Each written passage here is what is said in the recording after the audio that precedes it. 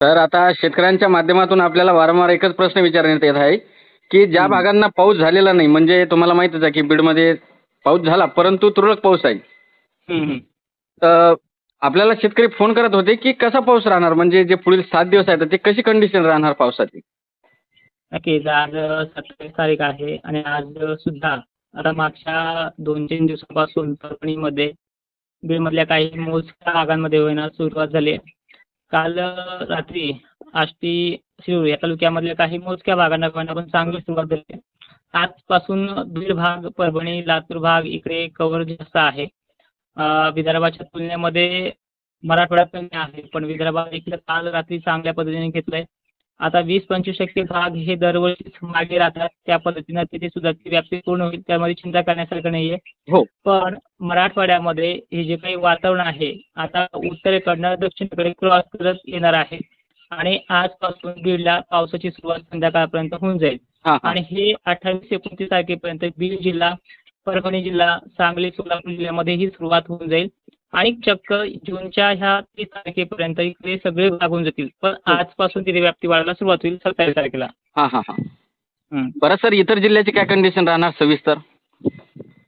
इतर जिल्ह्यामध्ये आता बघायला गेलं तर जळगावमध्ये सुद्धा सौंदर्य व्याप्ती झाली नाही, पण अनेक ठिकाणी रोज चांगल्या पद्धतीचा पाऊस पडतोय. संभाजीनगरमध्येही आता काल गंगापूरला रात्रीच्या वेळेला काही ठिकाणी राहुरी, शिर्डी भागामध्ये काही ठिकाणी चांगला पाऊस झालाय. हो. म्हणजे अशाच प्रकारे का होईना, थोडं तरी का होईना भाग घेणं चांगल्या पद्धतीने चालू आहे. आणि अनेक ठिकाणी पाऊस पडला की पेरणीला वेग सुद्धा येतोय. पण असं करत करत महाराष्ट्रामध्ये आतापर्यंत 70% विदर्भाची तो व्याप्ती जास्त आहे. पण मराठवाडा, विदर्भ आणि सगळ्या महाराष्ट्राची व्याप्ती मोजली तर 70% एवढी झालेली आहे. बरोबर. फक्त 30% एवढा भाग आहे. हो. त्या भागाची देखील ह्या 2 दिवसामध्ये व्याप्ती पूर्ण होऊन जाईल. बरोबर. मात्र सर उद्याची कंडिशन कशी राहणार. उद्या उलट जास्त आहे. उद्या हे बघा, आपण जे सोडलेल्या भागांवरती जास्त फोकस करतोय. हो. त्या उद्याच्या पावसात देखील बीडचा समावेश आहे.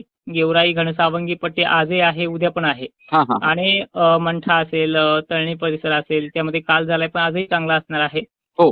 नांदेड पट्ट्यातही सलग 3रा दिवस चांगला आहे. फक्त राहिलेल्या भागांची जी काही मर्यादा आहे ती आज पूर्ण होऊन जाईल आणि उद्या सुद्धा. म्हणजे अशा प्रकारे ते सिस्टम कार्यरत आहे. बाकी अहिल्यानगरला सगळ्यात वंचित भाग आहे, तिथे देखील आज बऱ्यापैकी क्रेज आहे. पंढरपूर, सांगली, सातारा हा देखील, साताऱ्याचा काही भाग मोजकाच राहील, पण सांगलीचा दक्षिण, पूर्व आणि सोलापूर भाग हा बऱ्यापैकी राहील. हो. हं. मात्र सर तुम्ही काल जे लाईव्ह मध्ये सांगितलं होतं की रात्री पावसाला सुरुवात होणार आणि तुम्ही सांगितल्याप्रमाणेच आपल्याला पाऊस सुद्धा पाहायला मिळालेला आहे रात्री. हं, हं. त्या शेतकऱ्यांनी पेरणी वगैरे लागवण वगैरे केली होती त्यांची सक्सेस झालेली आहे 100%. चला आज आपण काय करूयात, थोडं विस्तृत पद्धतीने सांगण्याचा प्रयत्न करूयात. हो. आज असणारे जे काही जिल्हे आहेत, जळगाव जिल्हा, मालेगाव, नाशिक, कन्नड, सिल्लोड, जळगावचे जवळपास एकंदरीत दक्षिण आणि उत्तरेकडील सर्व तालुके, हां. अकोल्यामधल्या उत्तरेकडील भागांना, बुलढाण्याच्या उत्तरेकडील भागांना, मलकापूर साईड, खामगाव साईड, देवगडाच्या साईड सुद्धा आहे. हो. भोकरदन, जाफराबाद देखील आज बऱ्यापैकी सुरुवात होते. त्यानंतर अमरावती, अकोला हा देखील आज पुन्हा एकदा मेघगर्जनेसह विजांच्या कडकडाटामध्ये आहे. हां हां. यवतमाळ, चंद्रपूर हे देखील भाग आज चांगले आहेत. हो. त्याचप्रमाणे माहूर, गड परिसर, चंद्रपूरचे सर्व तालुके, यवतमाळचे सर्व तालुके, पण व्याप्ती बऱ्यापैकी आहे. काही भाग सुरू शकतात. बरोबर. पुसद, डिग्रजचा देखील आज पुन्हा समावेश आहे. हो. त्याचप्रमाणे बीड जिल्ह्यामध्ये लातूरकडील भाग आणि दक्षिणेकडील भाग म्हणजे लातूर, अहमदपूर, उत्तरेकडील भाग अहमदपूर हे भाग देखील आहे. अंबाजोगाई आहे. हां हां. केज परिसर आहे. अशा प्रकारे ह्या भागांचा समावेश आहे. हो बरोबर सर. अहिल्यानगर, श्रीगोंदा, कडाष्टी परिसर आहे. हो सोलापूर हे देखील भाग आहे. बरोबर. हं. माझा सर शेतकऱ्यांना एक प्रश्न आहे, जे शेतकऱ्यांच्या मनामध्ये प्रश्न चालत आहे की आमच्या भागामध्ये पाऊस कमी आहे, आमच्या भागामध्ये पाऊस जास्त आहे, तर हे आपल्याला कमेंट करायला पाहिजे. मी पुढील व्हिडिओमध्ये नक्कीच शेतकऱ्यांचे जे काही शेतकऱ्यांचे 100% प्रश्न येणार ते नक्कीच मी पुढील व्हिडिओमध्ये नक्कीच घेणार सर. नक्कीच, नक्कीच.